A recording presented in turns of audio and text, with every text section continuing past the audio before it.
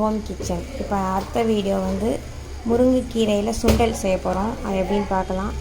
முருங்கைக்கீரை ஆஞ்சிட்டு இந்த மாதிரி அலசி தண்ணியில் வச்சுக்கோங்க. அப்படி நல்லா பயத்தம்பருப்பு 1 கப் வச்சுக்கோங்க. அதை வந்து எண்ணெயில் விட்டுட்டு தண்ணியில் விட்டுட்டு நல்லா கொதிக்க விடணும் பருப்பை.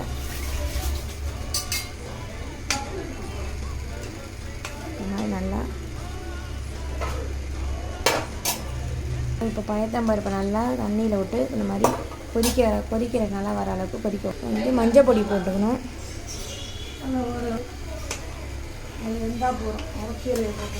கொஞ்சம் லைட்டாக வேக வந்து கொதிக்க வரைக்கும் நல்லா கொதி வந்துச்சு. இப்போ அந்த முருங்கைக்கீரையை அதெல்லாம் மிக்ஸ் பண்ணிக்கணும்.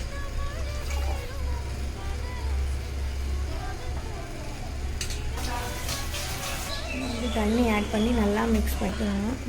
நல்லா மிக்ஸ் பண்ணிவிடும். நல்லா பருப்பும் இந்த கீரையும் கொதிக்கணும். மூடி போட்டு கொஞ்சம் நேரம் நல்லா வேகட்டும். அது வரைக்கும் இந்த மாதிரி க்ளோஸ் பண்ணி வச்சுக்கோ.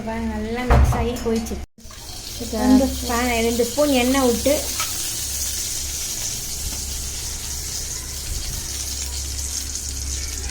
கடுகு, கொஞ்சம் உளுத்தம்பருப்பு,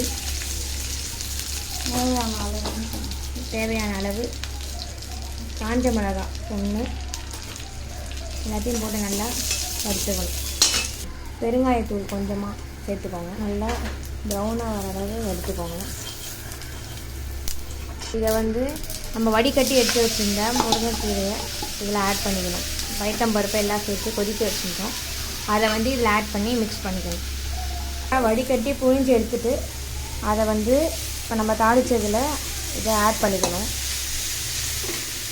தேவையான அளவு உப்பு நல்லா மிக்ஸ் பண்ணணும். இப்போ திருகி வச்ச தேங்காவை 1 கப் சேர்த்துக்கணும். அது எல்லாத்தையும் நல்லா அதோட மிக்ஸ் பண்ணிக்கணும். ஸோ முருங்கைக்கீரை சுண்டல் ரெடி ஆயிடுச்சு. ஸோ எல்லோரும் சாப்பிட்லாம் வாங்க. ட்ரை பண்ணிவிட்டு எப்படி இருக்குன்னு கமெண்ட்ஸில் சொல்லுங்கள். Thank you. Like, share and subscribe for more videos.